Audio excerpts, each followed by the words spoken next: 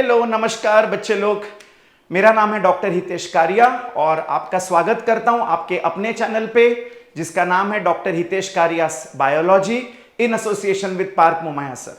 ठीक है, तो जैसा कि मैंने आपको पिछले वीडियोस में बताया कि हम आपके लिए specially Maharashtra board plus NEET का कंटेंट लेके आ रहे हैं। ठीक है, तो यहां पर आपके स्कूल या कॉलेज एग्जाम की तो तैयारी हो ही रही है फॉर ग्रेड 11, लेकिन उसी के साथ साथ हम आपको नीट की भी तैयारी करा रहे हैं। ओके, एंड एक बहुत अच्छी बात आपसे शेयर करनी थी, जितने भी पिछले वीडियोस अभी हमने डाले एनिमल किंगडम के, I was just going through the comments and trust me that was really really encouraging. Okay, आप लोगों ने इतने प्यारे प्यारे कमेंट्स किए हैं और मुझे बहुत खुशी हुई कि आप लोगों को मेरा टीचिंग पसंद आ रहा है। तो इसी तरह से हमारे चैनल को स्प्रेड कर दीजिए, उसको बहुत सारे लाइक्स दे दीजिए, आपका प्यार दे दीजिए। वी प्रॉमिस यू कि 11th 12th महाराष्ट्र बोर्ड का कंटेंट हम आपके लिए पूरा क्रिएट करेंगे। Let me tell you one good news. हमें बहुत सारे रिक्वेस्ट आए कि सर ग्रेड 12 के कंटेंट का भी शुरुआत कीजिए, तो अगले कुछ वीडियोस में हम 11th के साथ साथ ग्रेड 12 का भी कंटेंट बहुत जल्द शुरू करने जा रहे हैं। ठीक है, so just wanted to share this news with you. चलिए आगे बढ़ते हैं। तो हम पढ़ रहे थे एनिमल किंगडम, जिसमें एनिमल्स को अलग अलग ग्रुप्स में क्लासिफाई किया गया है, राइट। तो हमने पिछले फाइलम्स कुछ खत्म किए, like we completed phylum Porifera, we completed phylum Cnidaria, Ctenophora, Platyhelminthes, Aschelminthes, right. चलिए आज हम अगले फाइलम की तरफ बढ़ रहे हैं। This is a very interesting phylum, आप लोगों को पढ़ने में मजा आएगा। एंड अगर आपको अच्छा लगे तो आपके कमेंट्स हमें देते रहिए, आपके लाइक्स हमें देते रहिए और हमारे वीडियो को ज्यादा से ज्यादा शेयर करिए, ताकि आपके फ्रेंड्स को और जो बच्चे प्रिविलेज नहीं हैं, जो कोचिंग क्लासेस नहीं जा पाते, जो बड़े बड़े पैकेजेस अफोर्ड नहीं कर सकते, उनको भी हमारा वीडियोस का फायदा हो सके। ठीक है, थैंक यू सो मच। चलिए शुरुआत करते हैं। सो मेरे प्यारे बच्चों, the next phylum that we start is phylum Annelida। अब मैं आपको एक एग्जाम्पल देकर इस फाइलम की शुरुआत करना चाहूंगा। आपने अर्थवर्म तो सुना होगा, बारिश के सीजन में ज्यादातर जहां पर मॉइस्ट सॉइल होती है, जहां पर गीलापन होता है, आपने छोटे छोटे कीड़े को क्रॉल करते हुए देखा होगा, विच आर कॉल्ड अर्थवर्म। ये डार्क ब्राउनिश कलर के होते हैं, earthworms. So earthworms come under phylum Annelida. फिर मैं आपको और एक एग्जांपल दूंगा। You must have heard about this कीड़ा कॉल्ड लीच। सुना है आपने लीच? ऐसे ऐसे ऐसे ऐसे ऐसे ऐसे क्रॉल करता है और ये ज्यादातर मार्शी प्लेसेस में पाया जाता है। मार्शी मतलब दलदल वाली सॉइल, गीली गीली मिट्टी, कीचड़ वाली सॉइल। और आपको पता है कि जो लीच है उसका फूड इज ह्यूमन ब्लड।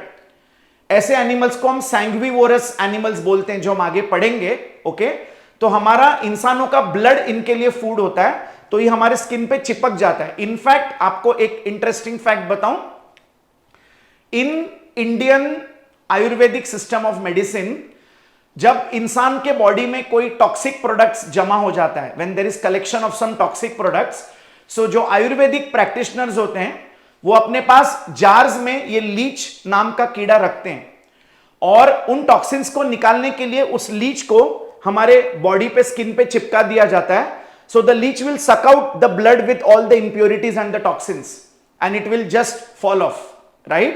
इसको leech therapy कहा जाता है। I don't know the scientific basis or scientific evidence of this kind of therapy, खाली मैं आपसे शेयर कर रहा हूं कि Indian Ayurvedic system of medicine में लीच थेरेपी का इस्तेमाल होता है। ठीक है, you can do your research and find out more about it. चलिए शुरू करते हैं फाइलम एनिलिडा।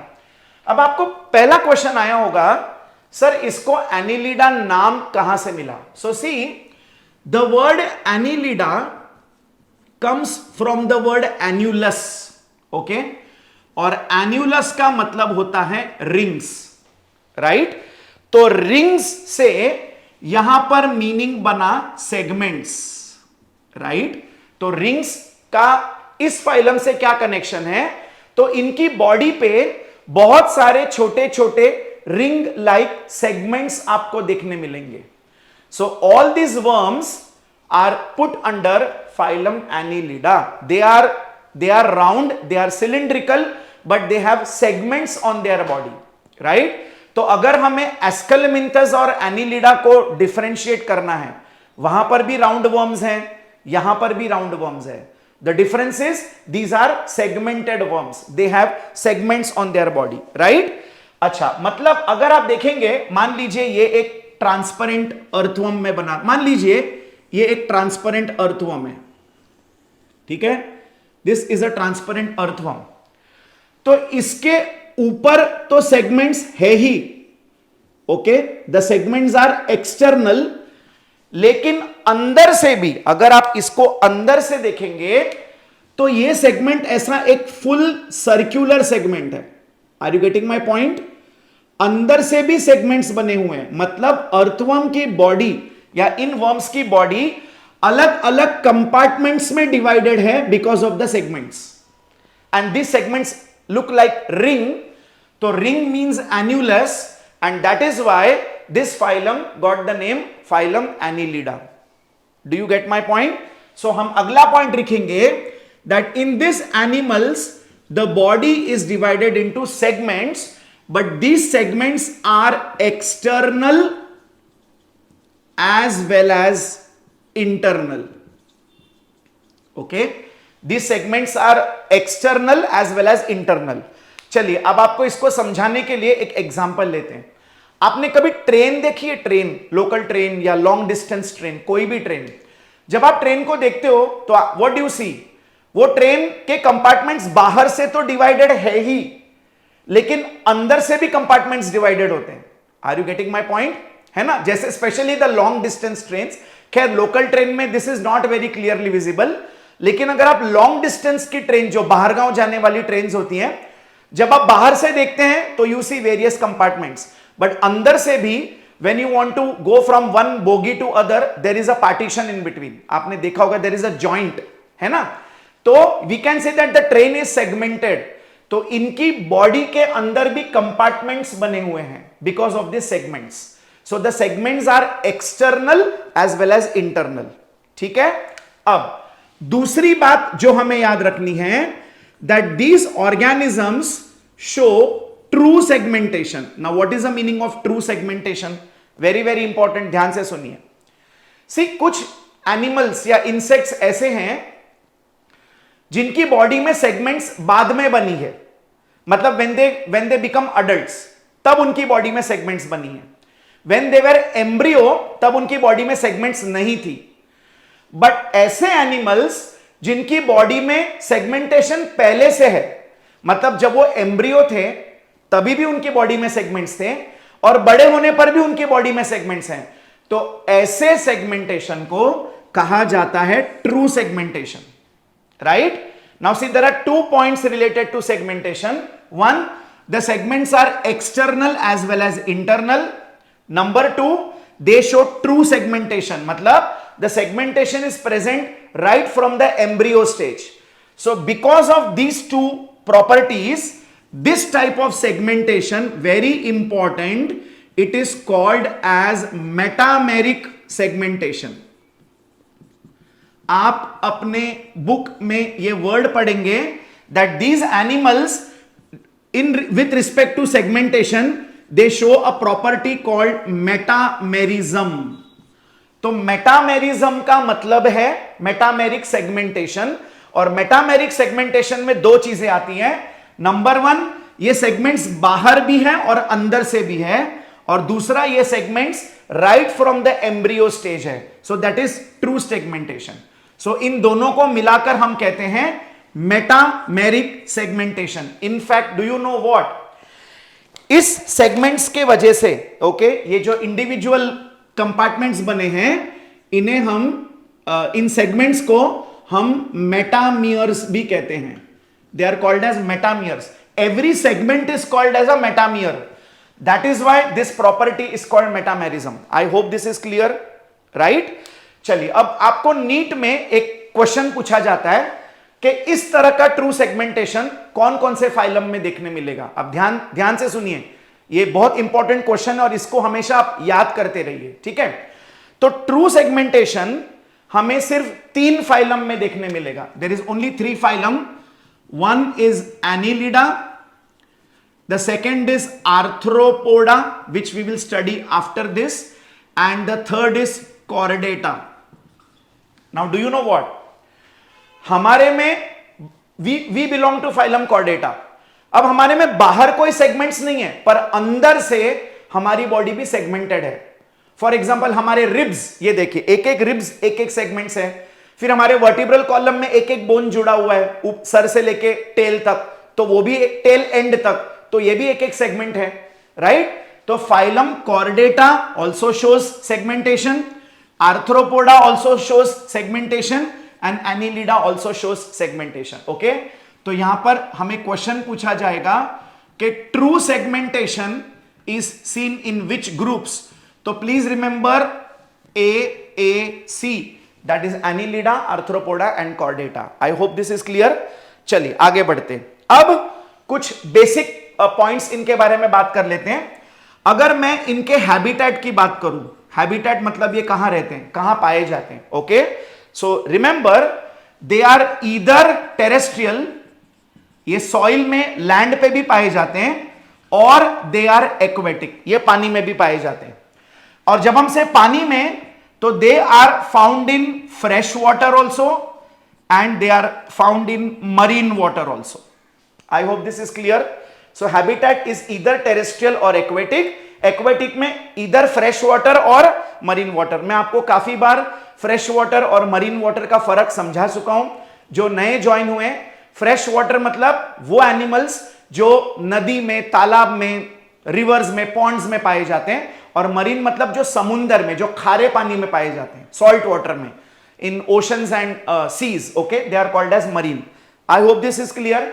चलिए अब हम हर एक फाइलम में हम कुछ बेसिक पॉइंट्स जो सबके लिए कॉमन है वो डिस्कस करते हैं, and then we discuss the unique points which are particular to only those phylum, right. तो अगर हम बेसिक्स की बात करें तो एक हो गया हैबिटेट. अगर हम बात करें जर्म लेयर्स की, ओके, तो बताइए मुझे ट्रिप्लोब्लास्टिक 3 जर्म लेयर्स कहां से स्टार्ट हो गया था, कहां से स्टार्ट हो गया था? एग्जैक्टली फाइलम प्लैटीहेलमिन्थस से. तो आपको याद रखना है, फाइलम प्लैटीहेलमिन्थस से आगे जितने भी फाइला है दे आर ऑल ट्रिप्लोब्लास्टिक, है ना. सो यहां पर the germ layer is triploblastic. अब जो लोग नए ज्वाइन हुए, triplo means 3, blast means germ layers, मतलब इनके बॉडी के ऑर्गन्स ये 3 जर्म लेयर्स में से बने हुए हैं. ओके, जब हमारा बॉडी एम्ब्रियो स्टेज में रहता है, when we are in the developing stage, तो पहले हमारे बॉडी में ये जर्म लेयर्स बनती है. Germ layer is a group of cells, the initial group of cells, germ layers, and then in germ layers में से अलग अलग ऑर्गन्स बनते हैं. तो किसी ऑर्गेनिजम्स के बॉडी में सिर्फ 2 जर्म लेयर्स होती हैं, और किसी ऑर्गेनिजम्स की बॉडी में 3 जर्म लेयर्स होती हैं. जहां पर 2 होती है उन्हें कहते हैं डिप्लोब्लास्टिक, जहां पर 3 होती है उसे कहते हैं triploblastic, right. So phylum Annelida all members are triploblastic. Then अगर हम लेवल ऑफ ऑर्गेनाइजेशन की बात करें, ओके, अगर हम लेवल ऑफ ऑर्गेनाइजेशन की बात करें, तो यहां पर हमें organ system level of organisation देखने मिलेगा. अब अगेन जो बच्चे नए जुड़े हैं, अगर आपके बॉडी में सिर्फ सेल्स हैं तो आप सेल्यूलर लेवल ऑर्गेनाइजेशन में हो. अगर वो सेल्स ऑर्गेनाइज होकर टिश्यू बने हैं तो आप टिश्यू लेवल ऑर्गेनाइजेशन में हो. अगर वो टिश्यूज और ज्यादा अच्छे से ऑर्गेनाइज होकर ऑर्गन्स बने तो आप ऑर्गन लेवल ऑर्गेनाइजेशन पे हो. अगर similar organs which are doing one kind of function वो अगर साथ में आ जाए तो ऑर्गन सिस्टम बनेगा. That means you are in the organ system level of organization, right? So in case of Annelida, the organisms show organ system level of organization, right? तो before I erase the board, मैं आपको हमेशा कहता हूं, जब भी आप मेरे वीडियोस देखने बैठे, सुनने बैठे, please have a notebook and pen with you.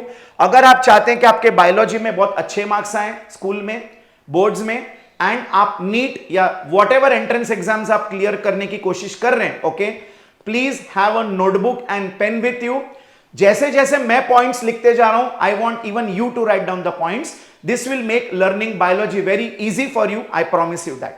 ठीक है, आप एक बार करके देखिए, ठीक है. चलिए let's have a quick recap. Phylum Annelida got the name from the word annulus, और एन्यूलस का मतलब होता है रिंग्स.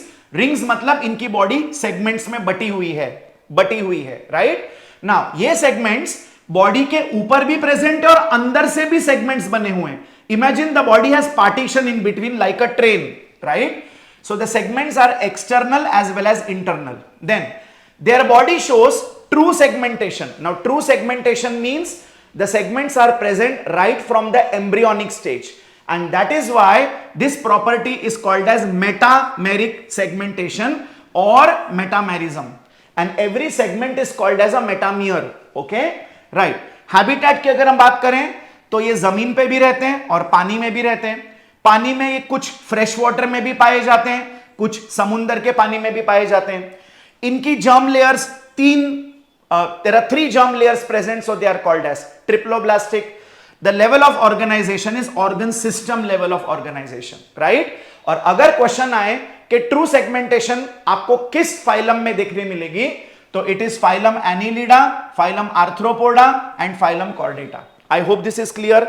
सी YouTube का best point, the best advantage of learning on YouTube, मैं हमेशा बोलता हूं, अगर आपको कोई चीज नहीं समझी या अगर आपको लग रहा है कि थोड़ा फास्ट निकल गया, just go back, just pause and go back, pause and go back, revise and come back, revise and come back.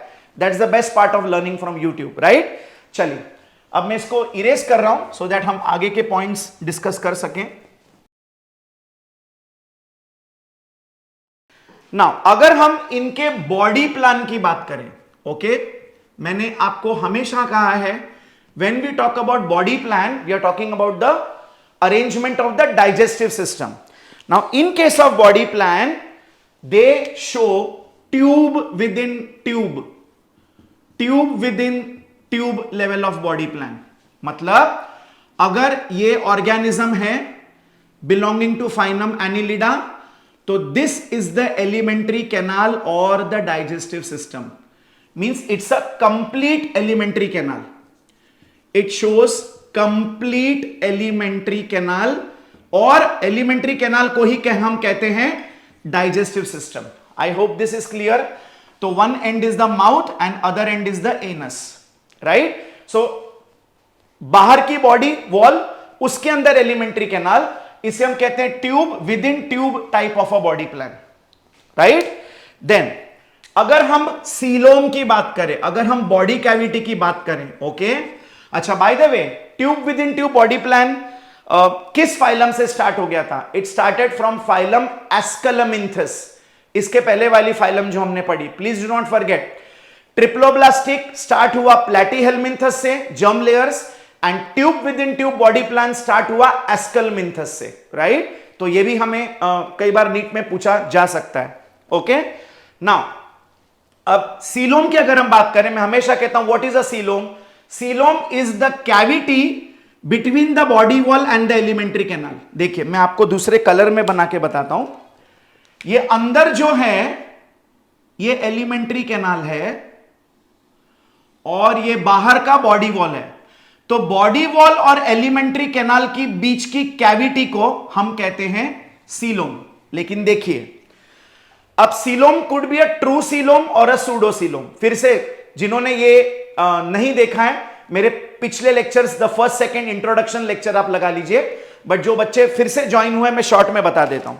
Now what do you mean by a true coelom? तो ट्रू सीलोम में क्या होता है? The body wall is lined by mesoderm from both the sides. ये देखिए यहां पर भी मीजोडर्मल सेल्स हैं, दीज आर मीजोडर्मल सेल्स, और एलिमेंट्री कैनाल के बाहर भी मीजोडर्मल सेल्स लगे हुए हैं. These are also mesodermal cells. I hope you understand. तो ऐसी cavity which is lined by mesoderm on both the sides is called as a true coelom. And organisms which have a true coelom, चलिए आप मुझे नाम बताइए, हमने पढ़ा है, they are called as eucoelomate. Okay, so organisms which have a true coelom are called as eucoelomate. चलिए next point, अगर हम बात करें सिमेट्री की, अगर हम बात करें सिमेट्री की, तो very advanced form of symmetry, that is they show bilateral symmetry. मतलब the body can be divided into two equal parts when cut from any one plane. कोई भी एक ही प्लेन से जब आप काटोगे तो आपको आइडेंटिकल हाफ मिलेंगे, आप और किसी प्लेन से काटोगे तो आइडेंटिकल हाफ्स नहीं मिलेंगे। This kind of symmetry is called bilateral symmetry. I hope this is clear, right. चलिए अब हमें बात करनी है इनकी लोकोमोशन की, जिसके लिए मुझे थोड़ी जगह चाहिए। इसको जरा एक बार फटाक से लिख लीजिए, इसका स्क्रीनशॉट ले लीजिए quick. Can we go ahead? Cool.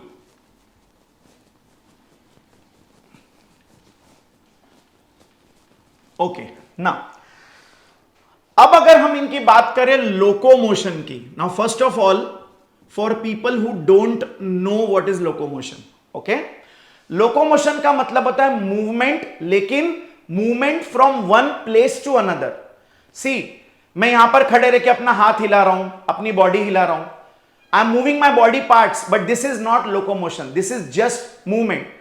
But when I actually move from one place to another, when there is displacement of my body, this type of movement is called locomotion. Okay, right? अब इसीलिए आप देखिए engines को, trains को locomotives क्यों कहते हैं? Because वो एक जगह से दूसरे जगह मूव करती है, राइट? आई होप आपको समझ में आ रहा है। सी माय डियर बच्चा लोग, one more thing I wanted to tell you, must be wondering और thinking why this channel is being explained, the content is being explained in Hindi. Let me tell you, there are so many students in Maharashtra which study from vernacular medium schools. There are Marathi medium students, there are Hindi medium students, there are Urdu medium students, right? And there are English medium students. तो हम चाहते हैं कि ज्यादा से ज्यादा बच्चों को हमारा फायदा मिले, उन्हें ये कंटेंट इजीली समझ में आए। That is why we are making it in Hindi, okay? But remember, जो English medium students हैं, you have to write your answers in English. तो आप जैसे जैसे points लिखते जाओगे, आपका learning और easy होते जाएगा। I hope this is clear, right? चलिए आगे बढ़ते हैं। अब इनका locomotion दो चीजों से होता है। There are two things which help in locomotion. देखिए कैसे, okay? पहला चीज, इनकी body wall, the wall of the body is made up of two types of muscles. The body wall is made up of two types of muscles. Remember, these are called the longitudinal and circular muscles. Okay? The longitudinal and circular muscles. अब इसके अलावा there are certain locomotory structures. There are certain locomotory structures. Now what do you mean by locomotory structures? Body के वो organs जो चलने में मदद करे, जो मूवमेंट में मदद करे, उन्हें कहा जाता है लोकोमोटरी स्ट्रक्चर्स। एग्जांपल, हमारे लोकोमोटरी स्ट्रक्चर्स क्या हैं? Legs. I move with the help of my legs, so for me the locomotory structures are legs. A fish moves with the help of the fins. A fish is able to swim in water अपने fins की मदद से, तो fins are locomotory organs. Birds are able to fly with the help of their wings, so wings are locomotory structures. I hope this makes it clear. See, हम आपको एक एक word का मीनिंग बता रहे हैं, बहुत बेसिक से लेके जा रहे हैं, ताकि बायोलॉजी का एक एक कॉन्सेप्ट आपके दिमाग में स्ट्रांगली फिट हो जाए, राइट? तो चलिए फटाफट वीडियो को शेयर कर दीजिए और आपके बहुत सारे लाइक्स दे दीजिए। ओके, अब लोकोमोटरी स्ट्रक्चर्स। नाउ लोकोमोटरी, पहले बात करते हैं मसल्स की। देखिए, if this is the earthworm, okay, if this is the earthworm, मान लीजिए ये मैं यहां पर एक अर्थवर्म बना रहा हूं, ओके, तो अर्थवर्म की जो बॉडी वॉल है, जो आउटर बॉडी वॉल है, वो मसल्स की बनी हुई है। अब मसल्स दो टाइप के हैं, longitudinal muscles and circular muscles. ये कैसे पता चलता है? It is just depending on the arrangement of the muscles. दोनों मसल्स का टाइप अलग है and they are arranged in a different way. For example, ये देखिए, लॉन्गिट्यूडिनल मसल्स ऐसे लंबी लंबी अरेंज्ड है, they are all arranged longitudinally, इसे कहते हैं लॉन्जिट्यूडिनल, जो लंबी लंबी अरेंज्ड है। और जो सर्कुलर मसल्स हैं, ये ऐसे सर्कुलर फॉर्म में अरेंज्ड हैं, this way, this way. Okay, so the long ones are called longitudinal muscles and the circular ones are called circular muscles. तो आपने कभी अर्थवर्म को मूव करते हुए देखा है, क्रॉल करते हुए देखा है? वो ऐसे लूप्स बना के चलता है, ये देखिए, ऐसे ऐसे ऐसे ऐसे ऐसे ऐसे ऐसे ऐसे. तो ये जो लूपिंग मूवमेंट हो रही है, this is with the help of longitudinal and circular muscles. The longitudinal and circular muscles they contract alternatively. ये ऑल्टरनेटिवली कॉन्ट्रैक्ट करते हैं, जिसकी वजह से ये लूपिंग मूवमेंट होती है. I hope this is clear. तो फिर अब हम देखेंगे कि लोकोमोटरी स्ट्रक्चर्स का क्या काम है. What is the use of locomotory structures. Okay, अब ध्यान से सुनिए कौन कौन से लोकोमोटरी स्ट्रक्चर्स है. There are 3 types of locomotory structures. Please understand very carefully. The first one is called setae. The first one is called setae. अब मैं आपको एग्जाम्पल के साथ बताऊंगा. सीटे हमें देखने मिलता है अर्थवर्म में. तो हमें यह भी एग्जाम में पूछा जा सकता है कि कौन से वर्म के पास कौन सा लोकोमोटरी ऑर्गन है, right. So I am telling you this with examples. तो first one is setae which is found in earthworm.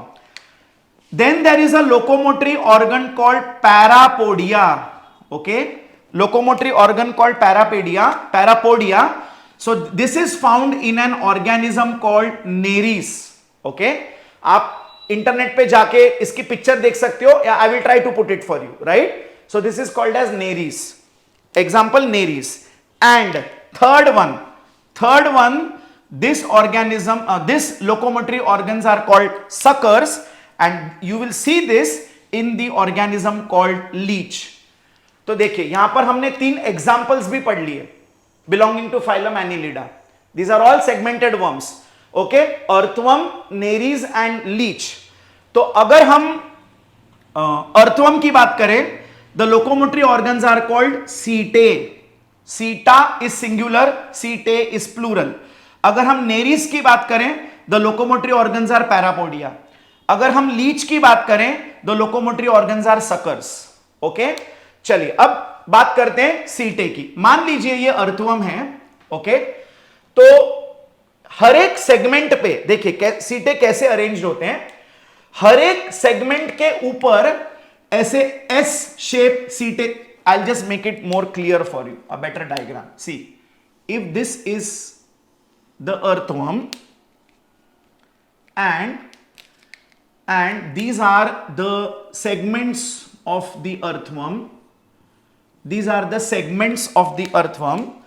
Now this setae, they are S shape. ये S shape के होते हैं और हर एक सेगमेंट पे ऐसे S shape setae लगे होते हैं. They are there on every segment. I hope you understand this. So this is earthworm. Okay, अब क्या होता है देखिए. अब आप बोलोगे सर अभी तो आपने कहा कि अर्थवर्म अपना लूपिंग मूवमेंट ऐसे ऐसे ऐसे लूपिंग मूवमेंट करके चलता है, but that is with the help of muscles. तो अब देखिए, जब वो लूपिंग मूवमेंट करके उठेगा, अपनी बॉडी को ऊपर उठाएगा, तो उसको धरती के साथ सपोर्ट चाहिए ना. It need something to hold the soil. तो it holds the soil with the help of this setae. तो locomotion is happening with the help of muscles, but setae are helping to hold, to give a grip with the soil when it is doing the looping. तो देखिए ये ऐसे flat है, फिर ऐसे हो रहा है, फिर फ्लैट हो रहा है, फिर ऐसे हो रहा है. तो जब वो फ्लैट होकर ऊपर होता है, the setae they help to hold on with the soil. So that also helps in proper locomotion. ठीक है. Then अगर हम नेरिस की बात करें, ये देखिए, ये नेरिस कुछ इस तरह से दिखेगा. ओके, इस तरह से दिखेगा. तो इसके सेगमेंट्स पे ऐसे ट्रायंगुलर स्ट्रक्चर्स लगे हैं, ऐसे ट्रायंगुलर स्ट्रक्चर्स लगे हैं जो उसको लोकोमोशन में हेल्प करते हैं. So these are called parapodia. These are called parapodia and the example is nares. You will see that in nares. ठीक है. अब अगर हम लीच की बात करें, मान लीजिए ये एक लीच है. ओके, तो इसके ऊपर एंड पे एक राउंड स्ट्रक्चर आपको देखने मिलेगा. These are called as suckers. तो जब ये किसी ह्यूमन का ब्लड लेने के लिए उसकी स्किन पे अटैच होता है, तो ये सकर्स की मदद से अटैच होता है, फिर ये सकर निकालता है, बॉडी आगे बढ़ाता है, फिर सकर अटैच करता है, बॉडी आगे बढ़ाता है, निकालता है, फिर सकर अटैच करता है, बॉडी आगे बढ़ाता है, निकालता है. I hope you understood this, right?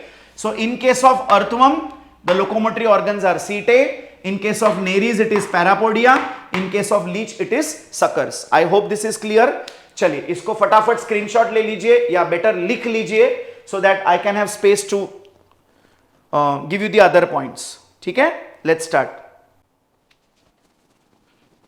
Isn't this a very interesting phylum? See, मैं हमेशा बोलता हूं कि हम ह्यूमंस क्या करते हैं, हमारे लिए जो बड़ी चीज दिखती है, जैसे कोई बड़ा पेड़ देख लिया, कोई बड़ा जानवर देख लिया, दूसरे इंसान देख लिए, तो हमें लगता है यही है, यही बायोलॉजी है, इसी मतलब इनकी बॉडी कितने, मतलब we are excited to know how a lion's body is made, how a monkey's body is made, how a zebra's body is made, but we never think of the smaller animals. आप देखिए nature ने इनको कितनी खूबसूरती से बताया है. छोटी छोटी चीजें हैं बॉडी में, लेकिन ये छोटे छोटे फीचर्स इनकी बॉडी को चलाने के लिए, सर्वाइव करने के लिए हेल्प करते हैं, है ना? तो not necessary always big is great, sometimes small things are also great, right? Okay, चलिए आगे की पॉइंट्स पे चलते हैं. देन अगर हम एक्सचेंज ऑफ गैसेस की बात करें, अगर हम रेस्पिरेशन की बात करें, तो there are no special organs for respiration. Respiration occurs through body wall. Okay, इनके बॉडी वॉल से ही रेस्पिरेशन होता है. मान लीजिए ये अर्थवर्म है, तो यहीं से बॉडी सरफेस से ऑक्सीजन अंदर आएगा और CO2 बाहर जाएगा. मतलब respiration is happening through skin. So my dear children, one new word, when respiration happens through body wall, it is called as cutaneous respiration. Okay, cutaneous का मतलब होता है थ्रू द स्किन. बायोलॉजी में cutaneous का मतलब है through the skin. So respiration happens through body surface and that is why it is called cutaneous respiration. ठीक है. देन अगर हम इनकी सर्कुलेटरी सिस्टम की बात करें, ओके, ध्यान से सुनिए, वेरी इंपॉर्टेंट. अगर हम इनकी सर्कुलेटरी सिस्टम की बात करें तो एडवांसमेंट हो गया है, and these worms they show a closed type of circulatory system. मतलब इनकी बॉडी में ब्लड वेसल्स के थ्रू, कैपिलरीज के थ्रू ब्लड को ट्रांसपोर्ट किया जाता है. It is not an open circulatory system, right? हमने ये भी इंट्रोडक्शन लेक्चर में बताया था कि there are two types of circulatory system, open and closed. Closed में the blood flows through the blood vessels. Blood ऐसे खुला नदी की तरह नहीं बह रहा है हमारे बॉडी में, पाइप्स के थ्रू जा रहा है. पर ओपन में there are no capillaries, there are no blood vessels. Okay, the blood flows openly through the body tissues. The body organs are bathing in the blood. I hope this is clear, right? So here it is a closed type of circulatory system, but very interesting point. अब हमारे blood में the respiratory pigment is called hemoglobin. आपको सबको पता है हमारे blood में RBC है, और आरबीसी के अंदर एक पिगमेंट है जिसका नाम है हीमोग्लोबिन. तो हमारे केस में the respiratory gas oxygen is transported by the hemoglobin. Oxygen आकर हीमोग्लोबिन के साथ बाइंड कर जाता है और वो हीमोग्लोबिन उसको पूरे शरीर में सब सेल्स के पास पहुंचा देता है. But they do not have haemoglobin.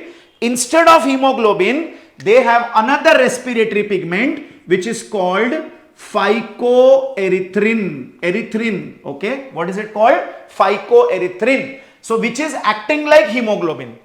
This is helping in transport of respiratory gases, which is called phycoerythrin, and the circulatory system is of closed type.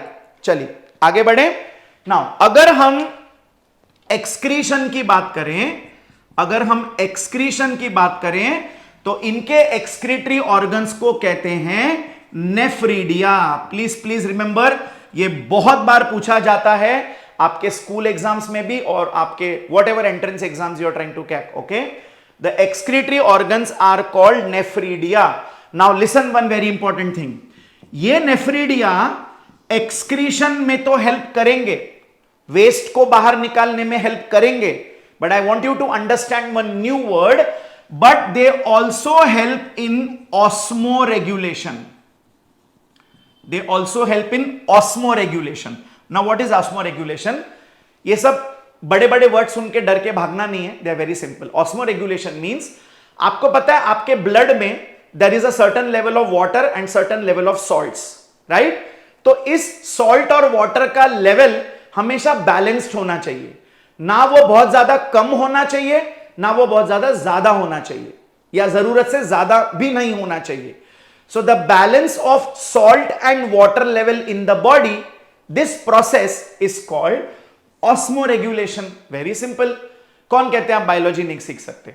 अगर आप हमसे पढ़ो तो हम आपको बायोलॉजी का एक्सपर्ट बना देंगे, वो भी बहुत सिंपल लैंग्वेज में. आपने एक बात नोटिस किया, हम हमारे चैनल पे कोई बड़े बड़े कॉम्प्लेक्स वर्ड यूज करके आपको नहीं समझा रहे. We are making it very very very simple for you. अगर ये कंटेंट एक 9th या 10th का बच्चा भी देख लेगा तो उसको भी बायोलॉजी बहुत अच्छी तरीके से समझ में आ जाएगी, right? So that reminds me to tell you that आपके प्यारे प्यारे लाइक्स दे दीजिए, प्यारे प्यारे कमेंट्स छोड़ दीजिए और हमारे चैनल को सब्सक्राइब कर लीजिए, फैला दीजिए फटाफट, ठीक है? So excretory organs are called nephridia. They help in excretion as well as osmoregulation. तो मैं आपके लिए लिख देता हूं, ऑस्मोरेगुलेशन का मतलब है the salt and water balance in the body is called osmoregulation. I hope this is clear, right? चलिए, अब अगर हम रिप्रोडक्शन की बात करें, okay, late me just quickly revise. Exchange of gases, that is respiration.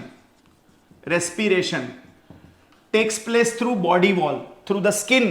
That is why this type of respiration is called cutaneous respiration. The circulatory system is a closed type of circulatory system. The respiratory pigment in annelids is not hemoglobin, but it is phycoerythrin. I repeat, phycoerythrin.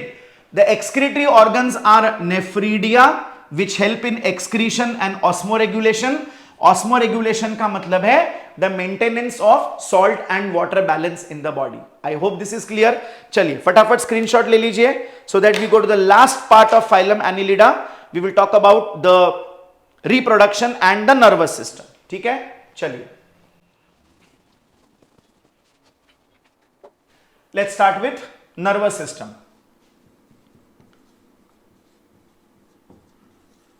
अब इनका जो nervous system है, it is made up of nerve rings. It is made up of nerve rings and a ventral nerve cord. A ventral nerve cord. चलिए समझाएंगे आपको, बिल्कुल भी घबराने की जरूरत नहीं, ठीक है? Let me just write the point for you. And the nerve cord, इस नर्व कॉर्ड की जो हम बात कर रहे हैं, the nerve cord, okay, it is ventral, it is solid and it is ganglionated. देखिए अब फिर से आप घबराएंगे नहीं. सी एक बात बताऊं, जब आप छोटे थे, जब आपने पहली बार पढ़ाई लिखाई शुरू की, तो उस वक्त जब आपने नर्सरी राइम्स पढ़ना शुरू किया, जैसे Jack and Jill went up the hill, तो आप जैक और जिल फर्स्ट टाइम सुन रहे थे. आपको शायद उस टाइम पे वो भी डिफिकल्ट लगा होगा, बट आज तक आपको वो याद है ना? तो कोई भी शब्द जब हम पहली बार सुनते हैं तो हमें लगता है अरे ये थोड़ा डिफिकल्ट है, ये मुझे कैसे याद रहेगा. कुछ नहीं है, उसको ब्रेक कीजिए, उसका मीनिंग समझिए और उसको बार बार रिपीट करिए. That's it.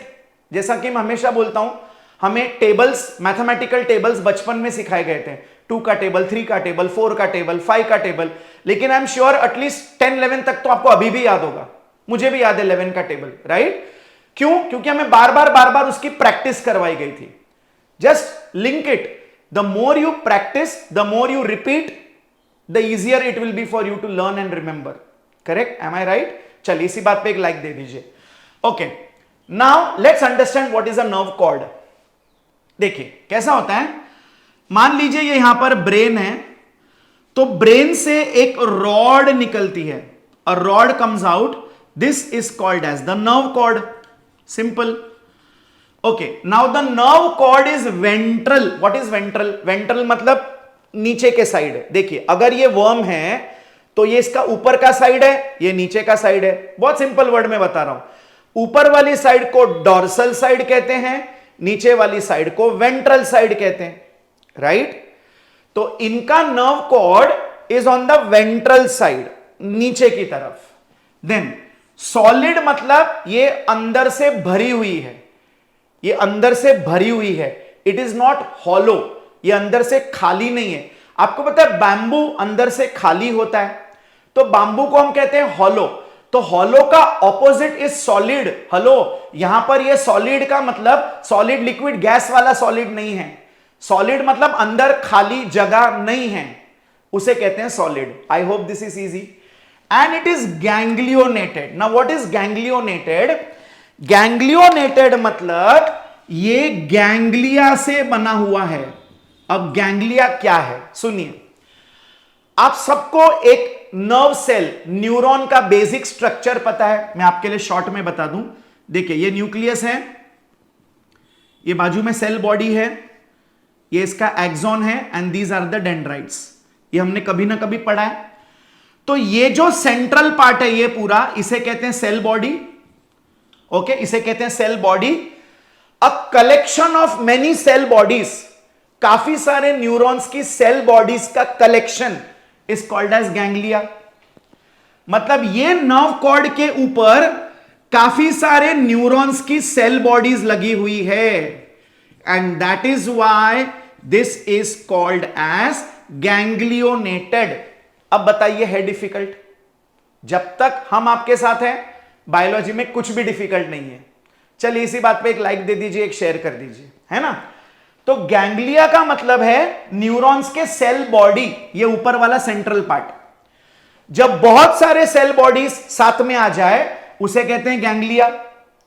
सो ये जो नर्व कॉर्ड है उसके ऊपर गैंग्लियॉन्स प्रेजेंट है, that is why we say the nerve cord is ganglionated. I hope this is clear, right.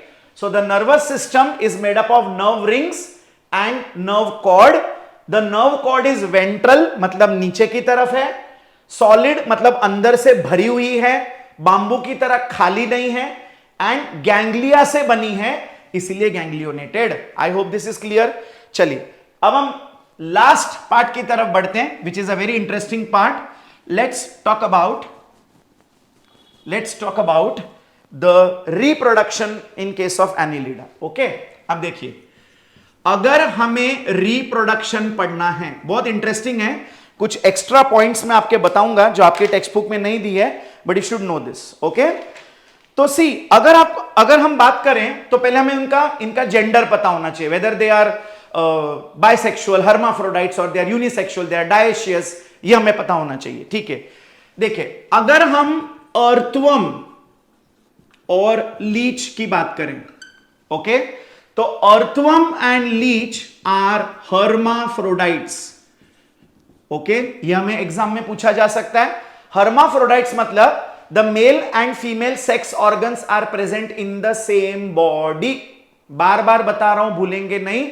Hermaphrodite मतलब एक ही बॉडी में मेल गैमेट्स भी बनेंगे, स्पर्म्स भी बनेंगे, एग्स भी बनेंगे, फीमेल गैमेट्स दैट इज वो भी बनेंगे, राइट।